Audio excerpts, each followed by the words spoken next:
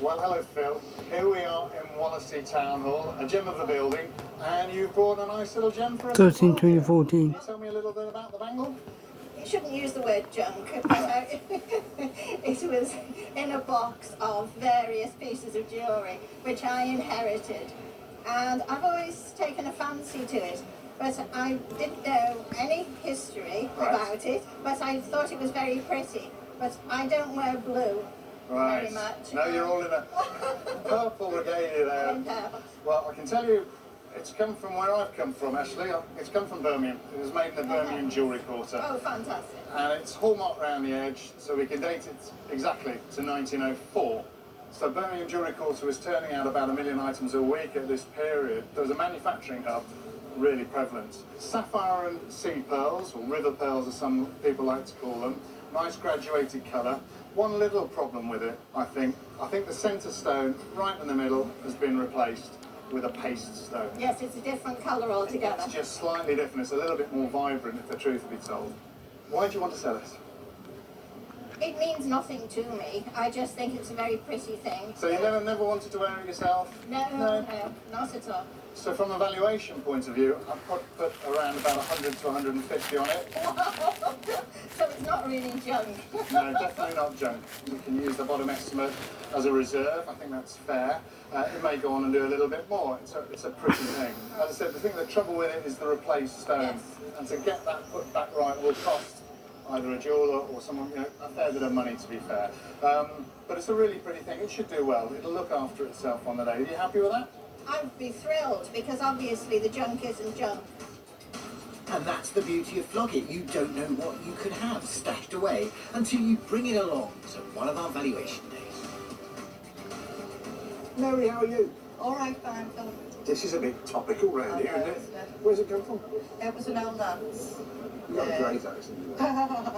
So you're a Liverpudlian. No, I come from Birkenhead, Brent, on the Wirral. And where's this come from, Mary? It came on the loft.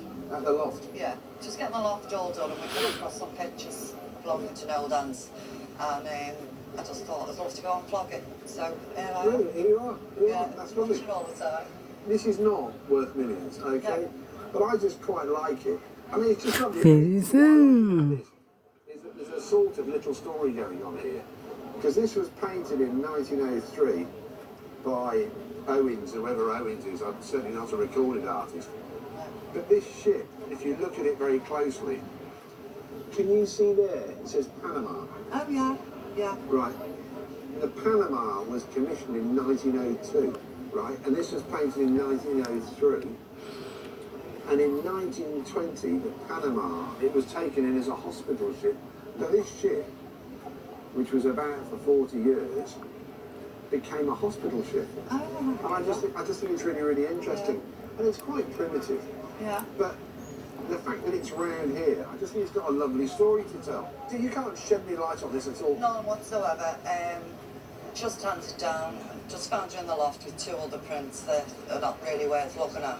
But I thought this one might be, so that's where So I'm what are here you hoping today. it might be worth? A mail house or something, really. What sort of meal do you have? Have Are we a talking? couple of bevies and that, you know. A couple of bevies? Yeah. Right, a couple of bevies and a what? Mail. And a meal. How much is it Or going we're to just cost? going to go to Chippy. We might just be going and get some sandwiches, actually. It's going to make my love somewhere between 30 and 50 pounds. Yeah. This artist isn't recorded, and you need to put a reserve on it for sort of 25 pounds for Yeah. And that protects you then, but I just think it's quite a sweet little thing. Right. Not much of a meal, darling, is it really? No, we'll just get me out to Liverpool to the showroom. Will you just do one more thing for me? What, love? Say 30 again. Amazing. I just love that, it's brilliant, isn't it? And speaking of that great river, how about we pop outside for a moment to take in the spectacular scenery? This has to be one of the most famous rivers in the world, and historically that's due, of course, to Liverpool's Mersey Docks, Britain's biggest port. From the 18th century onwards, it led the way in the transportation of Lancashire coal, Staffordshire pottery, and Welsh sheep, to name but a few. Nowadays, of course, it's famous for the 1960s music scene, the Mersey Beat, which gave us ferry across the Mersey. But it gives us a great excuse to play that fabulous Mersey Beat music. Yeah. Yeah. Yeah. That's good. I'm very well indeed. It's the old day, isn't it? Well, we just stood outside for an hour waiting to get in. It's really cold out there. It is. He says, how much money do you give him a week? I said, And for us, it's lovely. I said, when Japan needs money, he'll ask for some. Won't you? Yeah. Won't you, Jack? Steam engine. Yeah. Steam engine. We've got a But she goes, very good. She's very impressed. crossing, although I'm not quite sure that's And I rang her once. in the right order. Are you watching that? We've got our buffers over there. Yeah. On the track, and we've got some What is it? box down here. So, for Country me, Files. you know, Anti-Grudge Show. What's the channel on? Vlog it. Huh? Vlog it. Vlog it. On BBC Two. Yeah. And I put the tea in. It's only put it in for 20 minutes. Wow. That's how long it will take. Goodness. come in for you to raise money. Can I have anything good? And you have me See, this is all fish? big. And the I had no meat today. was set up by I've had no meat today. Goodness. and their first clockwork train came about. No, but the last time Well, I would the guess phone rang. this is Because around 1930 something. nobody rings on the house phone. Oh. Nobody rings on the house phone. And now, do you know what they got the house phone for? It's interesting. The condition is Banani. these things. Just banani. This, Just like banani. all toys should be, has been well played with. So I was going to get rid of it. We've had the Oh, odd God. derailment here I and was going to get rid of the house phone. Yeah. But then is the word. my sis thought, keep it when mum comes. In good order, these things Then she could make can. a couple of £100. And then Uncle goes, Mum, put up on shoulder. That's her phone? That's her phone? That's her phone?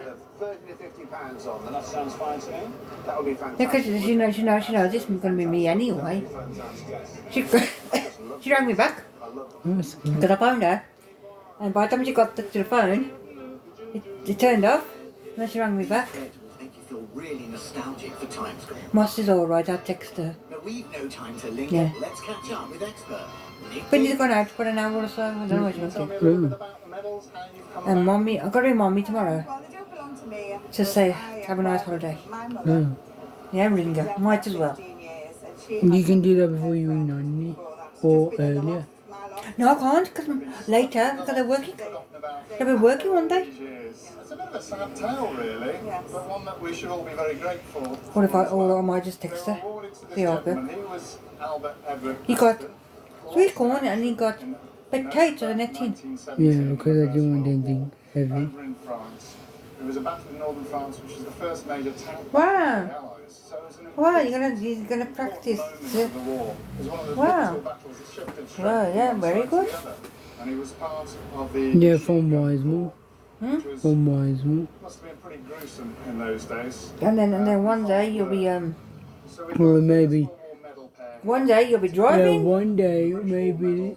and a victory It of may be when I'm civilization 30 or medal something. Because they put more laws on. medals. We've got Still. some really interesting paperwork. And this social history really puts Yeah, so flesh you'll on be the driving bones to of work medals. one day. It says here. Oh yeah, because what is yeah. Or can get You'll be Wisemore and Harvard should be Yeah. working together. or can just Since the 30th of the 11th, get the bus 17, You can get the bus, just to college. include yeah, and then drive everywhere else. Yeah, yeah, further. Why don't I go and check the tea? with his dog tag as well.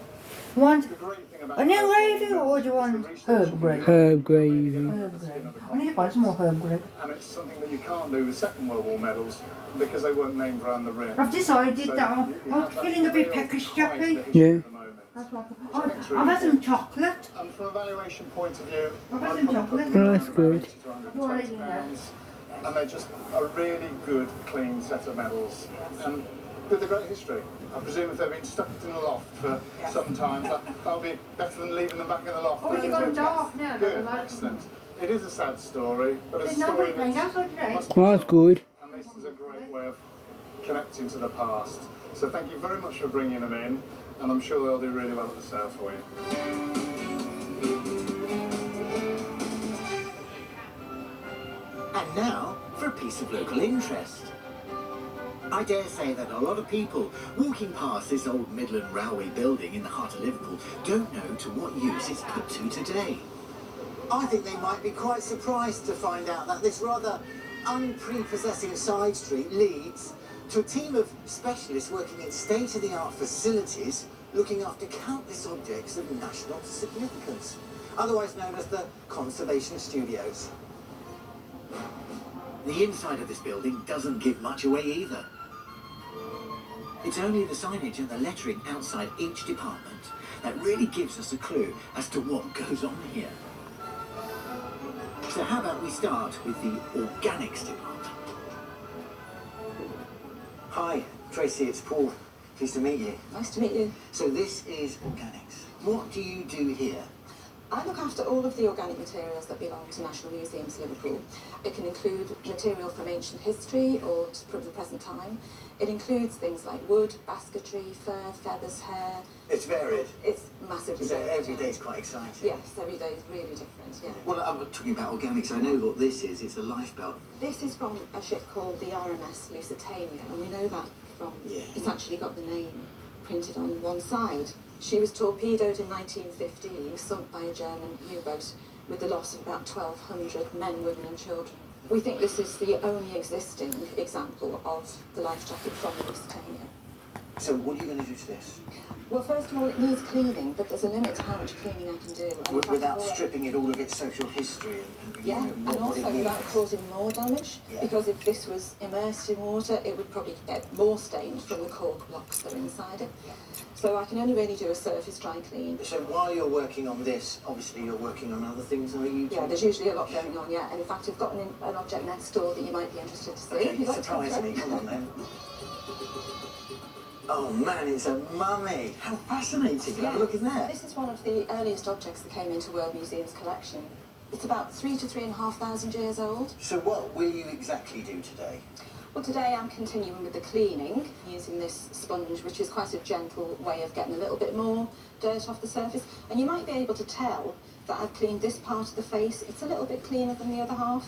Yes, I can You see that. The gilding is coming Yes, through. and this decoration's a little bit more visible here. What will you do about the face?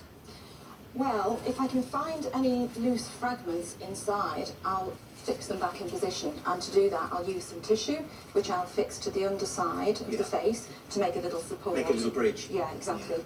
And it's quite interesting that you can actually see the mummy through that I depth. think so. I think that's quite nice. It's a shame that it's It's damaged, good. but it does give us a bit more inspiration. There's a fragment down there, but it looks like There is, yeah. there isn't. Yeah, should we try and get it out, do you think? Will you help me? Well, I'll hold the light, shall I? Okay. I'm quite Yeah, clumsy. keep position that light.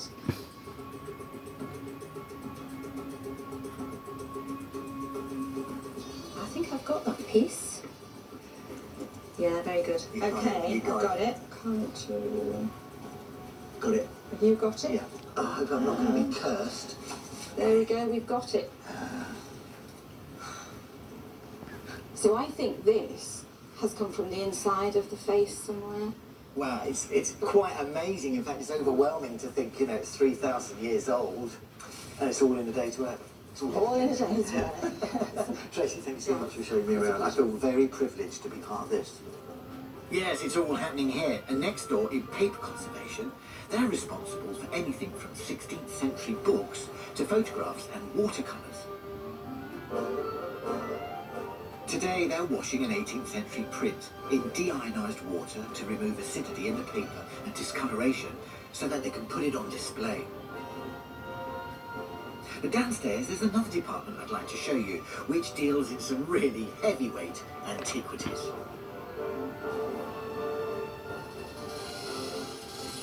Hi, Lottie. Hi, Paul. Great to meet you. Angie. You've got the right lifting gear. Yes, it's really handy in this kind of work. I see you're working on a bust, which is in sort of several parts. Yes, it's really been in the wars, this one, unfortunately. A bit like putting a jigsaw back together again. Absolutely, But I think there's some missing pieces. There are, and we've got bags and bags of where the marbles just crumbled away to nothing, and there's really very little we can do with that. When it became fashionable in the late 18th and 19th century to collect these radial pieces, they were often already in bits.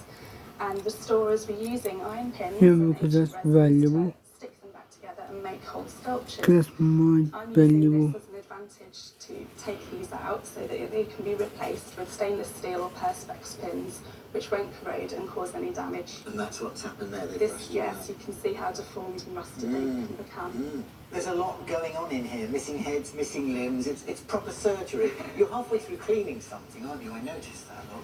Yes, this is another piece from the Innsblundel collection, and here I'm using steam to clean it.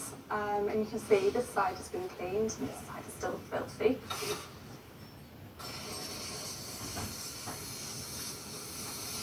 It's pretty quick. Yeah. It's very quick. Well, I envy you, Lottie. It's a great studio. So, look, I'll leave you to get on with that. Okay. Thank you very Nice much. to Good meet luck you. with it. Thank you.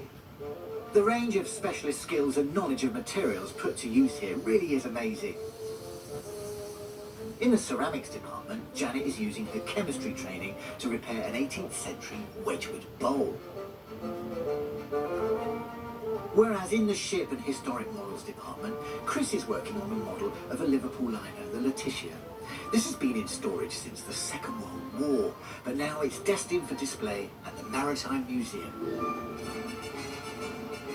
But for me, there's just time to visit one last department, and it's one I'm particularly keen to look at. Dave. Hi. Hello. Paul.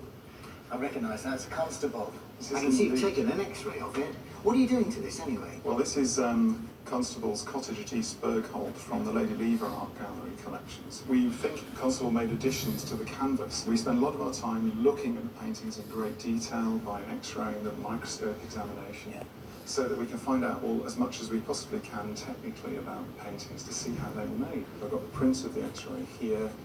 We can see that there's a female figure here, there's drapery and lines of flowing material here, and another figure carrying what looks like a water jar, which is highly interesting because it's nothing to do with the current composition. No, it's not, is it? And it may not be anything to do with Constable either. We're not quite sure whether he's reused this existing canvas. An old canvas that he stumbled across. Yes, indeed.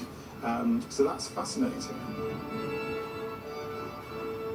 Tell me about this piece. I can see it's yellowing up through varnish, look. Well, this is my current cleaning project. This is by the Master of Frankfurt, Holy Family with Music Making Angels. At the moment, the priority is to remove discoloured varnish and overpaint and address some problems with flaking paint underneath the varnish. Sure. It's a beautiful picture. It's got some fantastic fine detail in it. Oh, I see. So I'll be revealing that hopefully when I remove all the discoloured varnish and some of the overpaint from it. Well, shall I show you how I do this? We're just using a combination of organic solvent. I will just work on this area, gently rolling this cotton wool swirl, and the solvent will gradually dissolve the varnish.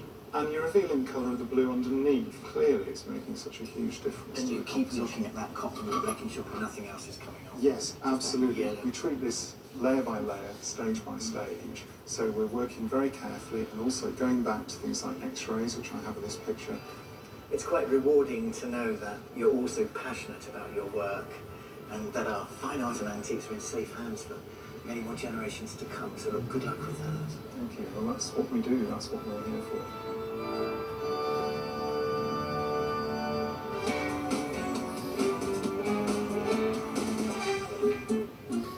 Well, I've got my favourite, you've probably got yours. So, let's put those valuations to the test, shall we? Let's head over to the auction room for the very first time today. And here's a quick recap, just to jog your memory of the items we're taking with us. We've got the Edwardian sapphire and sea pearl bracelet. Phil doesn't wear it, but will somebody else want to? She's hoping for a memorable night. Oh yeah, that was my favourite. Let's see if Mary's studying goulash raises enough to show her a good time. But that's why I don't anymore because trains. But I'm sure all proceeds will be welcomed by the Wirral charity Mark works for. Yeah, that's my. And then there's Jean's First World War medals. The attached paperwork really brings the story of this lost soldier into relief.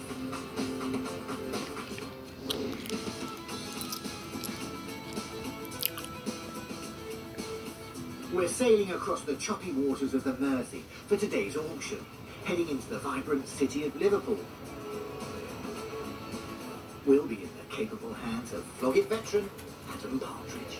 40 now, 5, 50, 5, 60. Remember, if you are buying or selling in an auction room, there is commission to pay. It varies from sale room to sale room. All the details are printed in the catalogue, or ask a member of staff. Here today at Adam Partridge's sale room in Liverpool, it's 20% inclusive of VAT. So factor that in to the hammer price, because that is always added on, or if you're selling, it's deducted.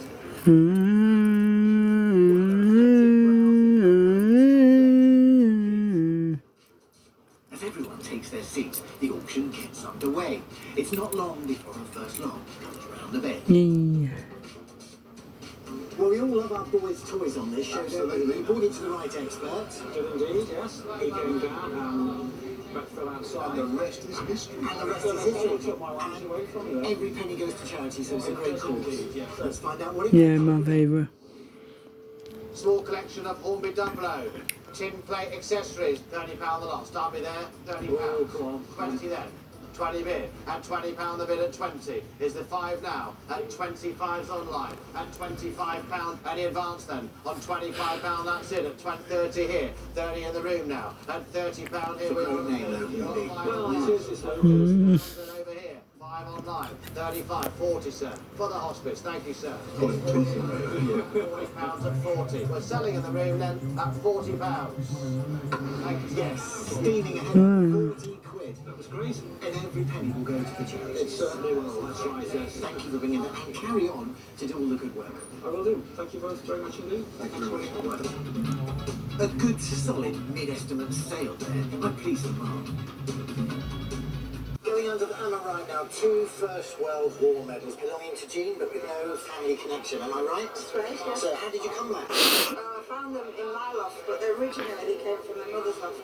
Obviously, with the First War, you got the names that all the research is easily to do. It's all around the rim anyway. They're all names. They're a matching pair.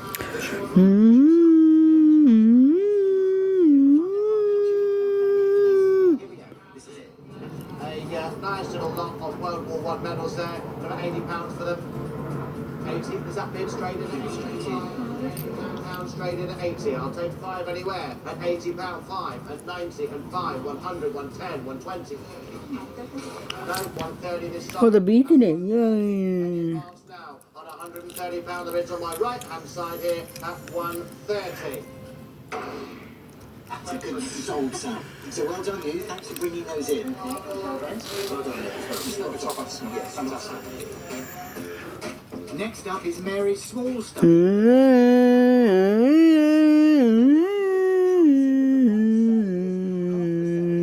them sell room is a maritime sale. The walls are adorned.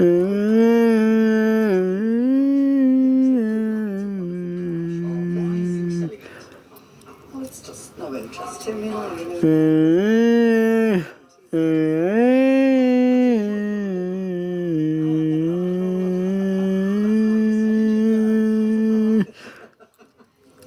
So good luck. We get top money right now. Thank you. Yeah, here we go.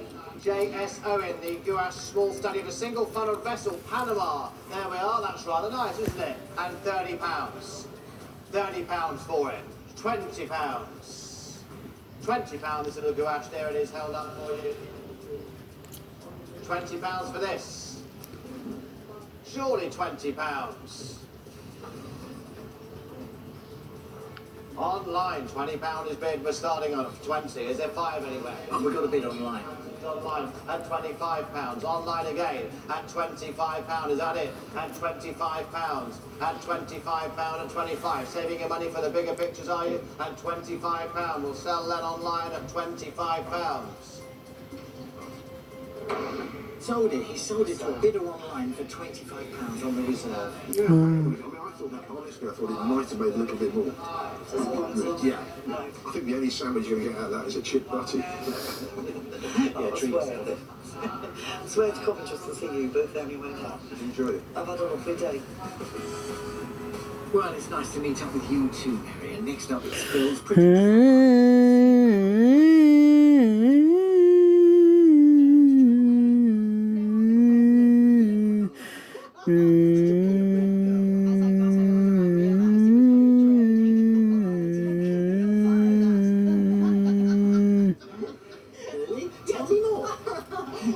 Lilac's very good, and any plum colour's very good for your complexion.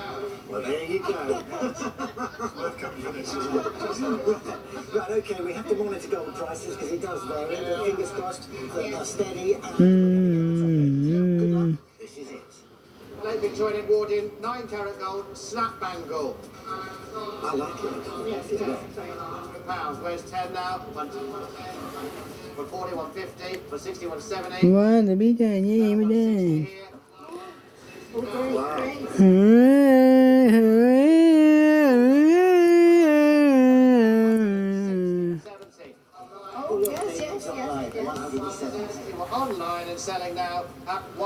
17. That's gone down. Such a good old sound.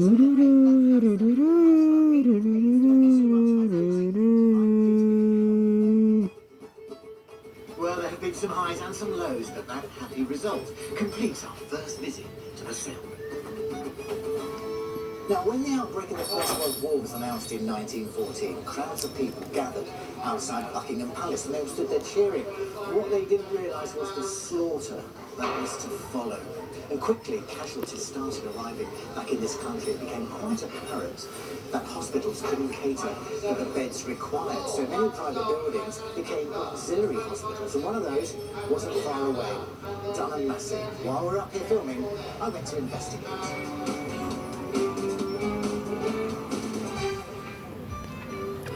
For around 300 years. Oh, thanks. Amen. But by the outbreak of the First World War, the 9th Earl of Stamford had passed away, and the estate was being run by his widow, Lady Stamford. She was living at Dunham with her daughter, Lady Jane. In 1916, Lady Stamford wrote a letter to her son, telling him that she was thinking of turning the house over to a hospital for officers, because it wouldn't do for Tommies. Something must have changed her mind, because in April 1917, Dunham Massey was full of rank and file Tommies. Have a look at these pictures. Any recent visitors to Dunham Massey would recognise this as the saloon. But during the First World War, it looked much more like this.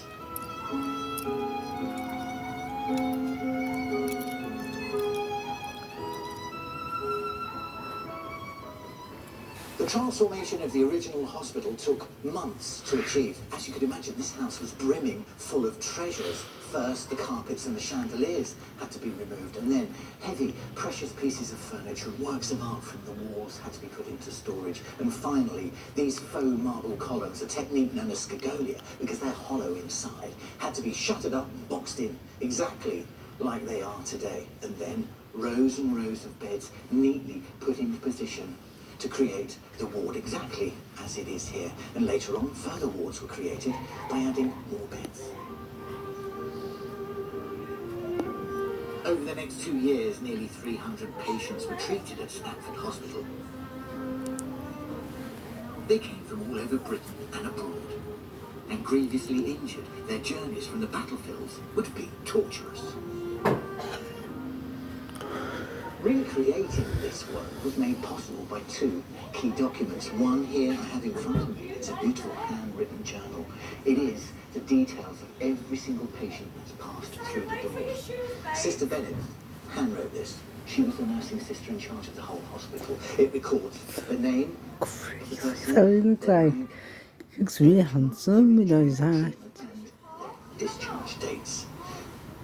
That's beautifully written as well. But what brings it to life is this recent discovery, this scrapbook, also belonging to Sister Bennett. She put this together in her part-time, and really what you can do now is you can actually put names to faces. Here, look, we've got a Private Hodson. He was admitted on the 18th of the 10th, 1917, discharged around 10 months later on the 3rd of the 6th, 1918. If you look at this photograph, the chap on the end, look, there he is, Hodson. It's beautiful. I mean, despite appalling injuries, all of these guys in this photograph, look, are smiling.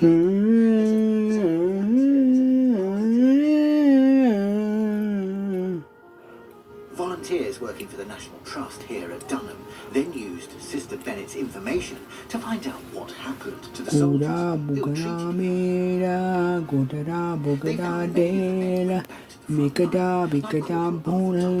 Treated for shrapnel wounds. Discharged to duty. He was tragically killed. Others were lucky. Gunner Carl Brodie was sent back to France after recovering from a shell wound, but he survived the war and made it home to Canada. For some, this was just a brief respite from the horrors of war, but whatever their fate, while they were here, they received the best possible medical attention. Groundbreaking techniques were put into practice here in this very room. Wounds were kept open, washed repeatedly to stop gangrene from setting in. That was pioneered here. This was an age before antibiotics. Antibiotics weren't developed until 1928. Now this puts a smile on your face. Look at this. This is a copy of the hospital rules. Patients are asked not to smoke in the ward before 8 a.m. or after 9 p.m. But it seems the 13 hours in between is perfectly fine. I think the term best care has to be taken into context, don't you? Lady Stanford's daughter, Lady Jane, was only 15 when the war broke out. She trained as a voluntary aid detachment nurse and soon came to work here to look after the soldiers. In 1991, Lady Jane but in the 1980s, the National Trust recorded 2 short interviews with her. She recalled the area at the bottom of this grand staircase being turned into an operating theatre. Now, despite it being the darkest place in the house and rather prone to cobwebs, it was suitable because just through there's a toilet and a hand basin, which was absolutely essential. And her most vivid memory is assisting in an operation with Private William Johnston, who underwent brain surgery. He had a bullet in his brain, you see, and this had to be got out. Once they'd made the hole in the brain, I was given the job of shining a torch right into it, and I saw the brain sort of pulsating, and so I held the torch in front, yes, and saw the bullet being extracted by the surgeon. Very interesting. You know, you always wonder whether you're going to be a bit squeamy and sort of faint, but being given the job to do, one forgets one's soul. Next door, the Great Hall became a recreation room for patients. Here, soldiers could relax, play the piano, or in the case of the hospital's longest resident, Percy Chaplin, find time to woo Mabel, one of the housemaids whom he married after the war.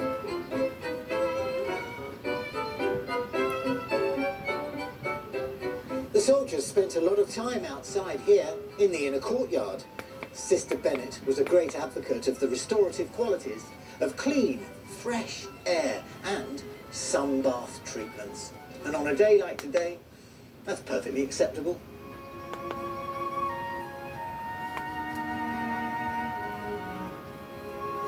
As well as relaxing in the courtyard, soldiers were encouraged to make the most of the outside space. They could play croquet on the lawns or go boating on the moat. It's about as far as it's possible to get from the brutality of the front line, and the contrast must have been dreamlike. When peace was eventually declared in 1918, the bells rang out again and again. There was singing and dancing in the wards, and a feast was held here in the Great Hall. And as one nurse recalled, it was a festive scene as 72 of us sat down to the most sumptuous repast. The staff, the patients and the household were all here together to celebrate peace as one.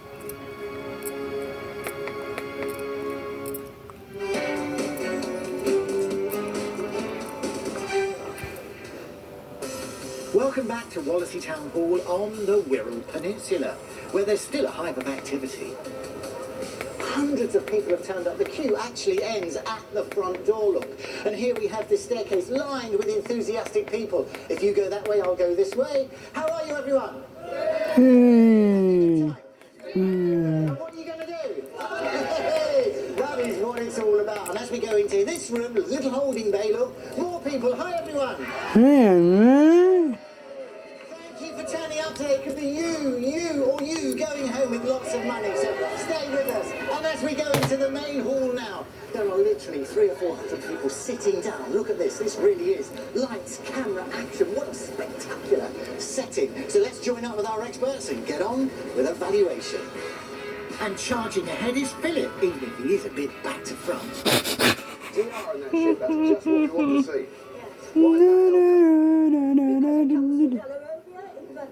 So, Delarobia factory, ceramics factory, set up in 1894. Yes, but it was very popular at the About time. 15 years, something like that? Yes, 15, 20 years. And this is a Delarobia charger. Yes. made round about 1900, 1904, something like that, I would guess. Yes. So where would this have come from? My husband was landfall. Cultura ni un día.